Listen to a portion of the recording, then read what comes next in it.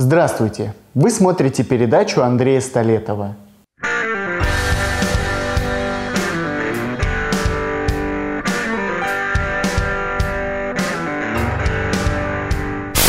Серия номер 2. Почему в комнате что-то щелкнуло? Бывало ли у вас такое, что вы сидите в комнате в тишине и вдруг слышите, как что-то щелкнуло? Я решил посмотреть, что по этому поводу пишут в интернете. И то, что я там нашел, шокировало меня. Оказывается, в комнате чем-то щелкают злые силы.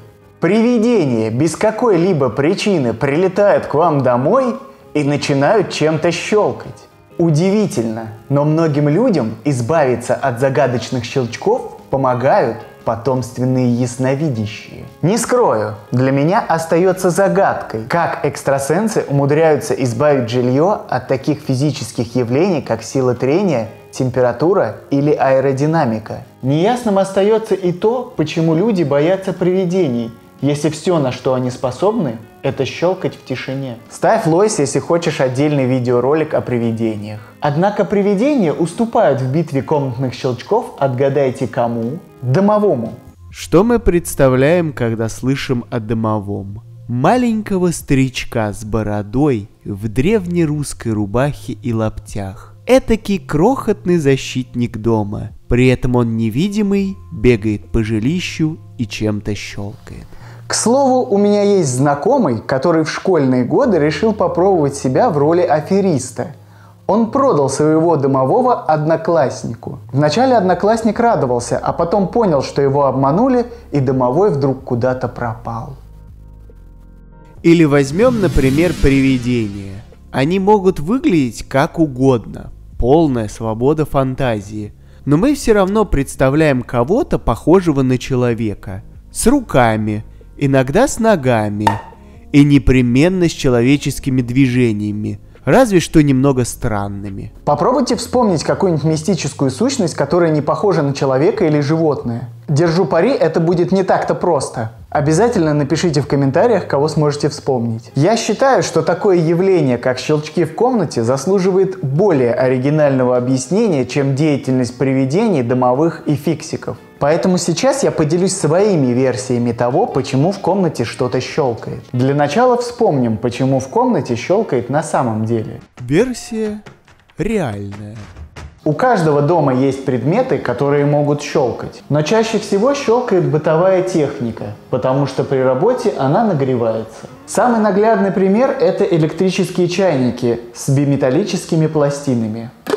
Для вас, мои дорогие зрители, я как раз достал одну. Биметаллические пластины состоят из двух спаянных металлов с разным коэффициентом температурного расширения.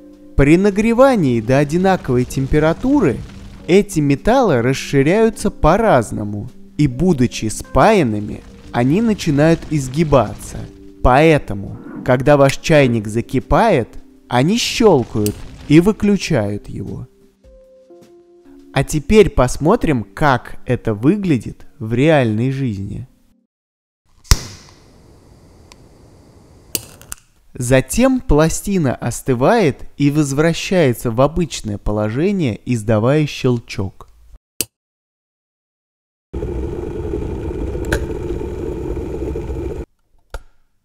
А теперь фантастические версии.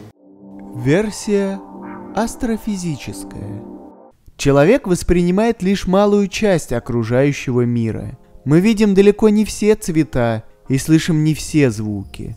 Давайте представим, что пространство вокруг наполнено микроскопическими частицами, которых мы не ощущаем. Они хаотично перемещаются со скоростью света и легко проходят сквозь любую материю.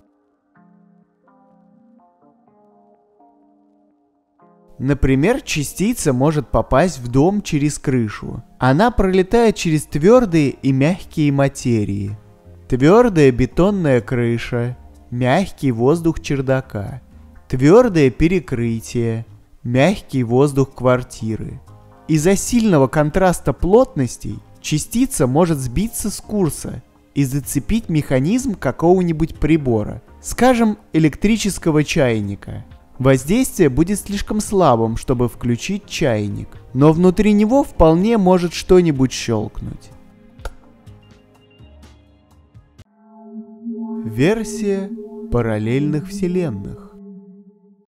В мире существует огромное количество параллельных вселенных. В некоторых из них на месте нашей планеты ничего нет. И когда сквозь это место пролетает метеорит, в нашей Вселенной появляются магнитные наводки. Они вызывают колебания всех металлов на планете.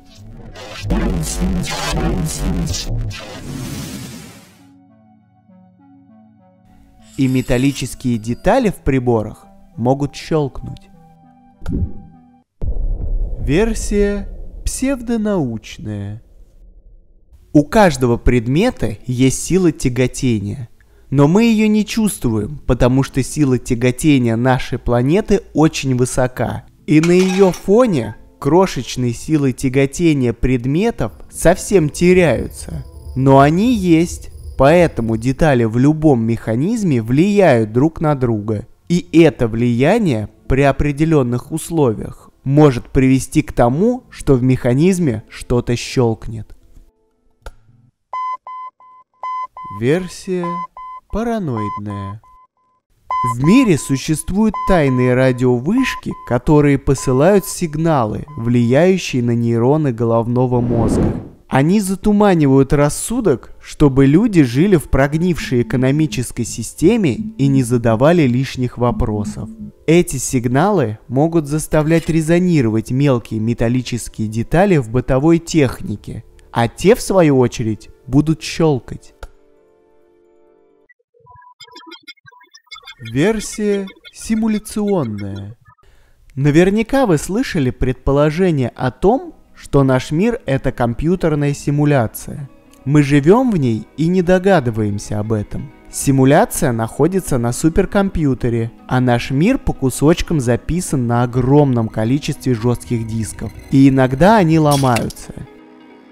Будет не очень приятно, если сломается жесткий диск, на котором записана ваша комната, потому что ваша комната безвозвратно исчезнет. Чтобы исключить вероятность исчезновения целых кусков мира, у каждого жесткого диска есть двойник, дублирующий информацию. Эта технология называется RAID. При поломке основного жесткого диска его сразу же подменяет резервный. В это время ваша комната исчезает, и на нее место встает новая комната, идентичная вашей. А при стыковке слышится щелчок. Версия временная. Эта версия не понравится тем, кто слышал щелчок в квартире, когда сидел на горшке и какал.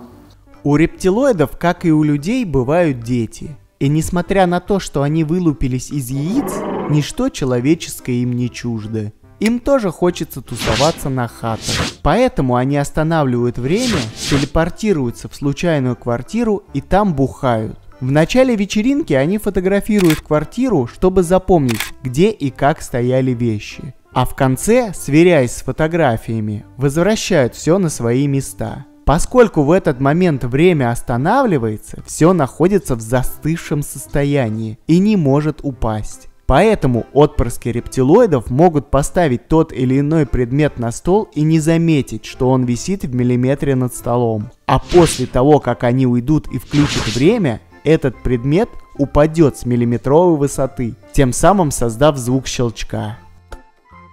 На мой взгляд, подобные версии куда интереснее, чем домовые с привидениями, которым по непонятной причине захотелось пощелкать чем-то в вашей комнате. Если у вас есть свои версии появления щелчков в комнате, делитесь ими в комментариях. Погогочем вместе. Конец.